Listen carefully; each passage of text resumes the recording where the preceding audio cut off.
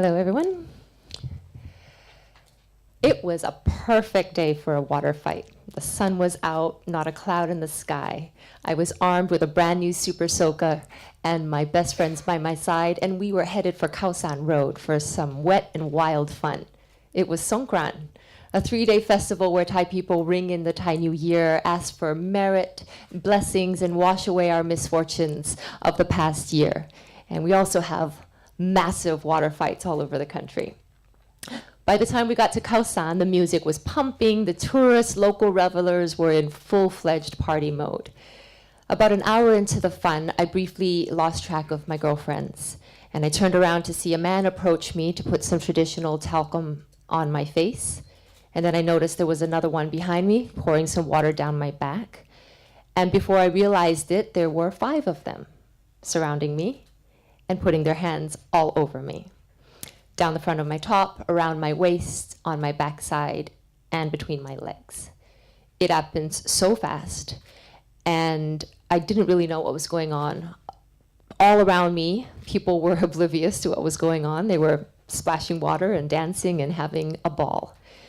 And I don't remember if I managed to kick my way away from them or they just decided to move on to their next victim. But as soon as it had started, I realized I was free from their grasp, and all I could do was run away from the crowd, jump in a taxi, and escape. My friends later told me they spent another hour trying to look for me because this was back before everyone had a cell phone on them. I was 17 years old, and to this day, I've never joined another Songkran water fight. This happened to me in the middle of my favorite Thai holiday, in the middle of the day with hundreds of people around me. And this happens to almost 60% of women during Songkran, according to a survey by the Women and Men Progressive Foundation of Thailand. And only about 25 of them even report it. Because like me, most likely can't even remember the faces of the men, lost them in the crowd, or more than any other reason, feel ashamed and powerless to do anything. You see, in Thailand, there are lots of misconceptions about sexual violence. And this made me, when I saw a newspaper article with the headline, "Don't Dress Sexy, Department Tells Women," in which that the local authorities were trying to curb sexual harassment and assault during Songkran with no mention of any other precautionary measures, no mention, no stern warning towards people who would think to do so, no outline of even any harsh penalties whatsoever. Their one solution was to tell women how to dress. So immediately when I read this, my face started getting hot with anger, and I just found myself picking up my mobile phone and recording a rant in Thai about how utterly short-sighted, sexist, and unjust this solution was. How is it they had one solution only? I briefly touched on my own experience those many years ago, where I was wearing long jean shorts and a baggy black t-shirt because precisely when it got wet, I knew I would still be decent. And then I just threw my phone in my bag and didn't think much of it. Until a few hours later, I realized that my clip had gone viral, with hundreds and then thousands of women chiming in to say they shared my exact sentiments, and even sharing their stories of encounters like this or worse, not just during Songkran either. I realized I had touched a nerve with women all over Thailand, and there is an underlying seething anger that the injustice of women being blamed for their assault. And so that's why I decided to create the Don't Tell Me How to Dress hashtag and ask others to join me to push back on social media of what I feel is a basic human rights infringement, and also to push back against this rampant victim blaming that it goes unchecked in our society. With the help of some celebrity friends, some responsible media, and the overwhelming support of women all over the nation, and a few men, actually quite a few men, we were able to create the buzz, the visibility, and the attention needed for it to become a proper social movement. And within a few days, we managed to capture the attention of news media around the world, likening Don't Tell Me How to Dress to that of the Me Too movement in the West. I decided to go further with the help of UN Women and also the Embassy of Canada and other partners to create the social power exhibition against sexual assault, in which you will see, hopefully, when you leave this room. As I said before, there's still so many myths and stereotypes when it comes to sexual assault.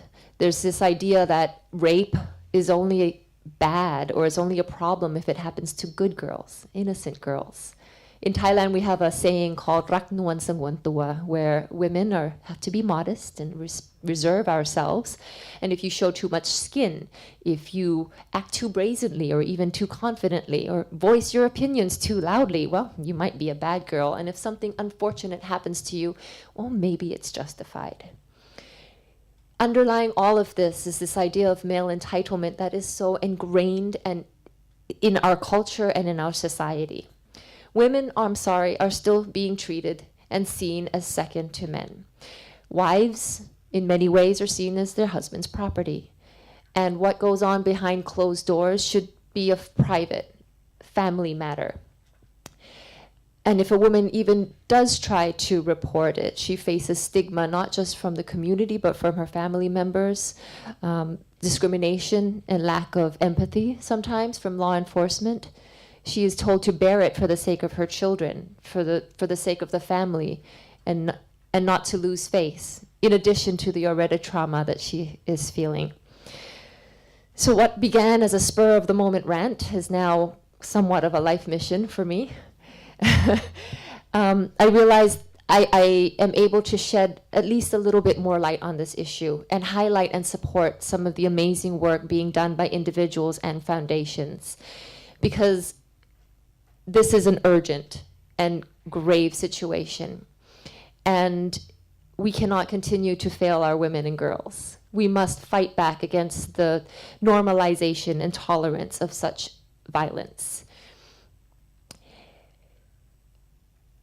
In Thailand, we have a saying, ใจเย็น, which means cool your heart, chill. We also have a saying, ไม่เป็นไร, which means no problem. Well, on this issue, we are no longer able to afford to say ไม่เป็นไร or ใจเย็น. We need a concerted, combined effort from all levels of society, from the top level of government to lawmakers, law enforcement. We need to be able to empower and encourage women to step forward, speak up, and fight for their rights. And most importantly, we need to be able to educate our future generations, our girls and our boys. What is responsible, acceptable behavior? What is respect? And what are healthy relationships? So on that note, I feel that we all have a power to do something. All of our voices count, because it is in what we say, it is in how we act, that determine the future narratives of this country and of the region. Thank you.